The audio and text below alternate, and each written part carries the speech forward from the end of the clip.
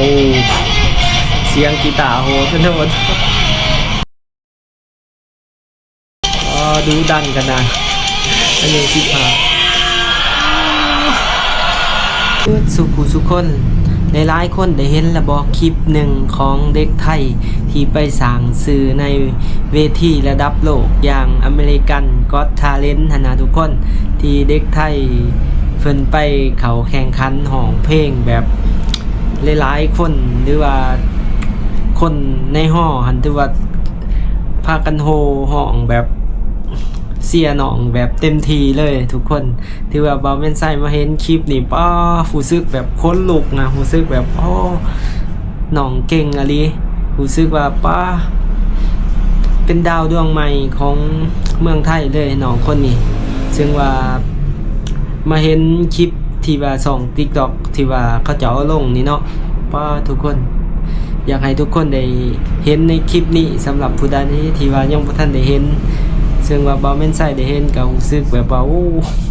คนลุกตื่นเต้นขนาดได้เห็นคลิปนี้มาเบิ่งกันทุกคนว่าเป็นจังได๋สมกับบ่แม่นใส่ตื่นเต้นบ่ได้เห็นคลิปนี้นะเบิ่งกันทุกคนกับช่องนี้นักข่าวนอกคอกเนาะจากช่องนักข่าวนอกคอกที่ว่าเพิ่นนำเสนอคลิปนี้จากอเมริกาเลยเด้อทุกคนเบิ่งกันทุกคนว่าสิเป็นจังได๋ประเทศไทยของเรากำเนิดดาวดวงใหม่แล้วครับและนี่น่าจะเป็นดาวอีกหนึ่งดวงที่จะไปเจิดจรัสระดับโลกเมื่อเด็กไทยสร้างชื่อเสียงแล้วครับน้องเนเน่สาวน้อยวัย15ปีจากภูเก็ตไทยแลนด์ได้ไปออกรายการอเมริกันก็อตทาเลนต์โชว์เพลงซอมบี้เรียกว่างานนี้โชว์ทั้งฝีมือการร้องโชว์ทั้งลีลากีตาร์ประทับใจคนดูและกรรมการสุดๆเดี๋ยวเราไปดูพร้อมๆกันครับ Hello, how are you? What is your name? My name is Nene. Where are you from? I'm from Phuket, Thailand. Oh, my favorite place! My favorite place. I'm 15 years old and you know tomorrow's my birthday so I'll be 16. Oh, yes. 15 ปีสิเขา Tell us a 16 little ปี bit about เนาะ yourself. I started playing guitar since I was 7 and my biggest dreams is like I really want to be a superstar on tour. Yes. Have you ever been on a stage like AGT? Like this is the biggest stage So for it's me. the first time that you're in a stage like this? Yes. Are you a little bit nervous? I'm very nervous a little bit but like you know it's my dream to be AGT. Who did you came with? So today I came with my father. He's very supporting me. Thank you. Okay, we're ready for you. Go ahead. Thank you.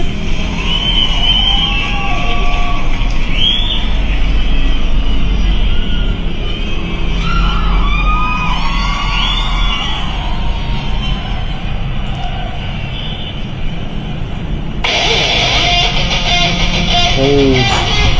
เสียงกีตาร์โหดโหดดูดันกันนะอันนี้สิพาหยุดเลยเสียง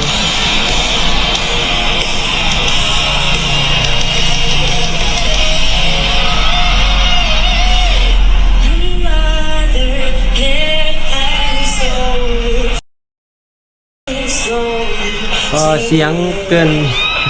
อายุเลยเสียง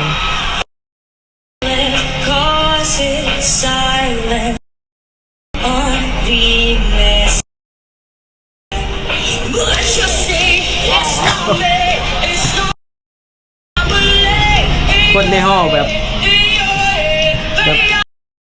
ประหลาดใจ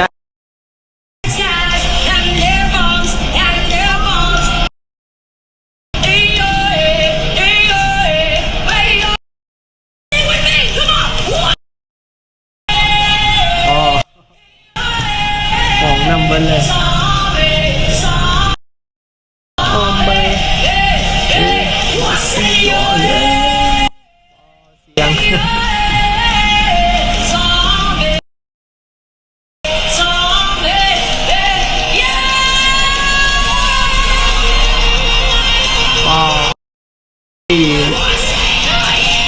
นักขนาด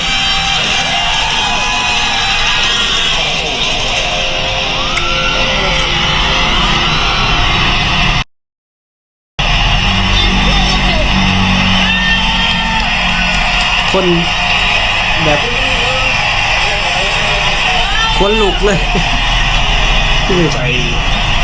กัน ภูมิใจนะขนาดเห็นแล้วยังแบบรู้สึกแบบน้ำตาหยุดไหลนะ That was เพลง spectacular. มันแบบ You have a very big chance to do really good in this competition. I loved it. Howie. You are such a surprise in the energy and the rock and roll. You are a rock star, young lady. rock star Bill. To see you're only 15, you've got really good vocal control and you can kill it on the guitar. You're like a match made in heaven. You're brilliant. Yes. Simon. Your tone of your voice, it was like really authentic, and even the fact it was all a bit messy actually made, for me, the audition really good. very good We're gonna vote. Howie. Yes. ผ่านเบิดเลย Oh, yes, yes, yes, yes, all the way. Yes. Simon. 100% yes. Thank you. You have 4 yeses. ผ่าน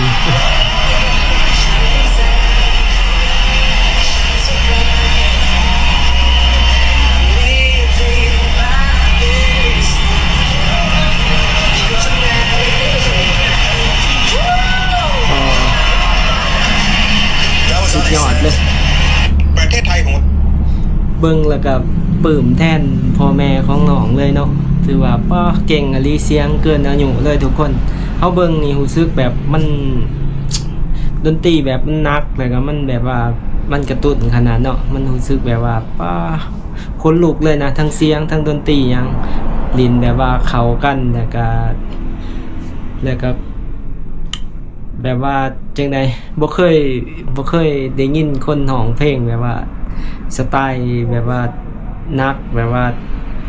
นักแต่ว่าของน้องมันเป็นแบบมีความแบบว่า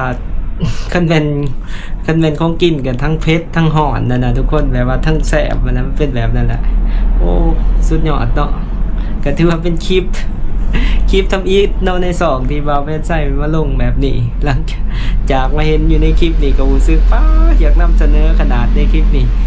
หลายๆคนได้เห็นแล้วบ่ รู้สึกแบบว่าโอ้ดีใจแทนกับพ่อแม่น้องเนาะแล้วก็รู้สึกประหลาดใจหรือว่าสิใส่คำว่าจังได๋ประหลาดใจหรือว่าคำว่าแบบมันเป็นแบบมหัศจรรย์ เป็นแบบว่าเกินอายุแล้วเนาะเราห้องแบบว่าเสียง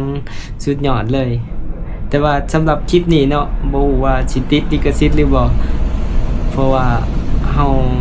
ลงแบบเรียวๆแบบนี้เบิ่งเฮาสิลองตัดเป็นจังหวะเด้อทุกคนถ้ามันติดลิขสิทธิ์ก็ลองตัดเป็นจังหวะเพลงเบิ่ง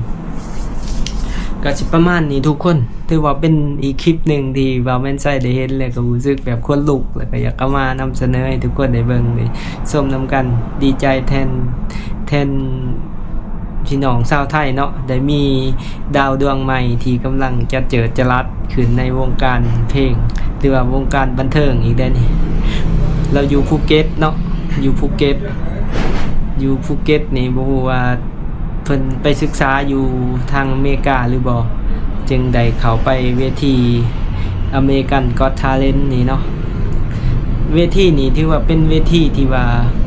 เรตติ้งดีเลยเนาะเรตติ้งดีเฮาเห็นอยู่ในหลายๆช่องที่นักดนตรีแบบ